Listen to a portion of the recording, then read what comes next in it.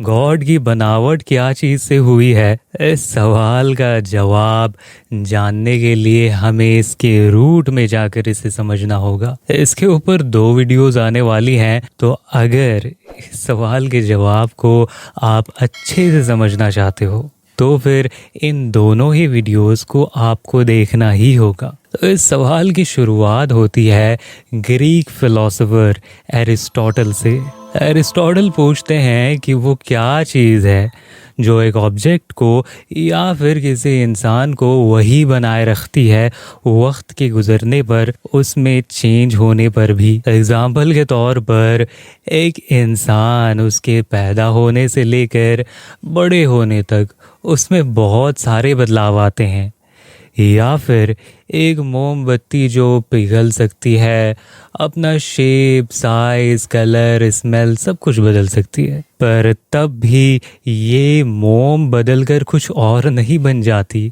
वो वही मोमबत्ती रहती है और वो इंसान वही इंसान रहता है। जैसे कि चीज़ें हर तरह से बदल सकती हैं और उनकी हर एक चीज़ भी बदल सकती है, और उन चीज़ों को हम देखकर समझ भी सकते हैं अपने सेंसेस के थ्रू। पर यहाँ पर कुछ तो ज़रूर ही होगा ना जो कि बियॉन्ड है उन प्रॉपर्टीज से जिसे हमारे सिर्फ सेंसेस के थ्रू देखकर समझा जा सकता है, और जो अनचेंजिंग हो, जिसमें बदलाव ना आए कभी भी।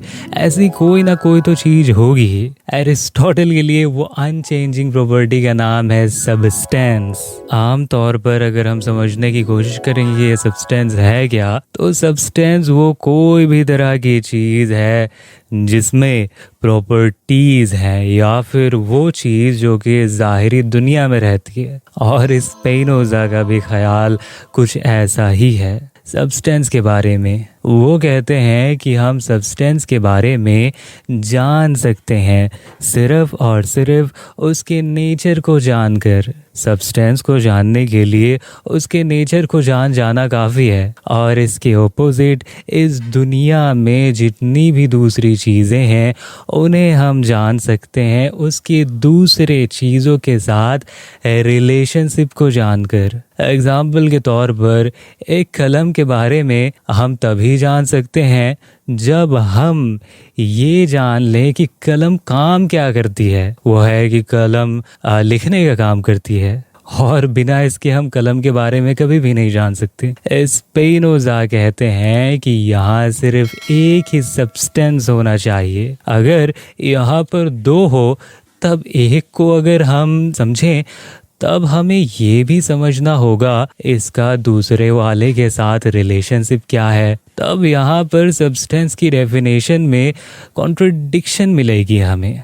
इसीलिए वो सब्सटेंस एक है, और उसके बाद वो आर्ग्यू करते हैं कि जैसे कि यहाँ पर सिर्फ एक ही सब्सटेंस है, इसी वजह से यहाँ पर उस सब्सटेंस के अलावा कोई दूसरी चीज़ नहीं है, और दूसरी जो भी चीज़ें हैं वो इसी सब्सटेंस की पार्ट है। स्पिनोज़ा की ये फिलॉसफी जो है डिनाई करती है माइंड बॉडी डुअलिज्म को, जो कि क्लेम करती है कि माइंड और मैटर अलग अलग है। और आसानी से अगर इसे हम समझने की कोशिश करते हैं तो जिस्म और रूह अलग अलग है। इसे स्पिनोज़ा नहीं मानते थे और एरिस्टोटल भी इसे नहीं मानते थे, पर एवकीना और रेने डेकार्ट का इस पर पूरा यकीन था कि माइंड और बॉडी जो है ना ये अलग अलग है, ये एक नहीं है। और स्पिनोज़ा कहते हैं कि सब्सटेंस के बारे में कि हम इस सब्सटेंस को गॉड या फिर नेचर कह सकते हैं, और वो कहते हैं कि इंसानों का माइंड जो है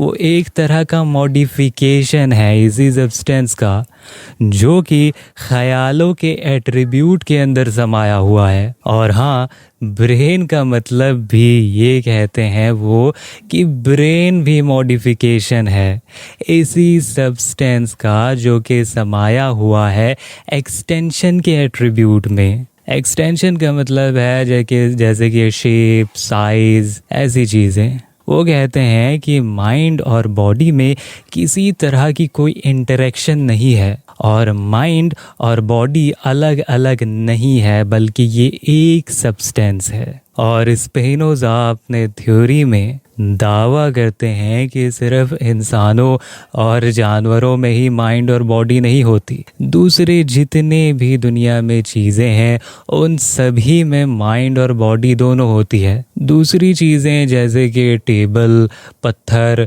पेड़, और हाँ, ये वीडियो जो अभी रिकॉर्ड हो रही है इस कैमरा से, इसमें भी माइंड और बॉडी दोनों है और वो दोनों चीज़ें एक सब्सटेंस से बनी हुई है, ये स्पिनोज़ा कहते हैं। तो इसी वजह से वो कहते हैं कि ये फिज़िकल और मेंटल दोनों ही तरह की चीज़ है। और हालांकि उनकी जो मेंटेलिटी है वो बहुत ही ज़्यादा सिंपल है और वो उस तरह की नहीं है जैसे कि हम अपने मेंटल स्टेट को कहते हैं माइंड। उनमें भी माइंड है पर वो कुछ अलग तरह की है, हमारी तरह इतनी सोफिस्टिकेटेड नहीं। और स्पिनोज़ा की ये जो थ्योरी है बहुत ही ज़्यादा मुश्किल थी बहुत सारे लोगों को एक्सेप्ट करने के लिए और या फिर समझने के लिए। इस थ्योरी को पढ़ने में या सुनने में ऐसा लगता है कि सारी बातें जो है ना ये माइंड से बाउंस होकर दोबारा चली जा रही हैं बाहर। ये वीडियो इस थ्योरी का पहला पार्ट था,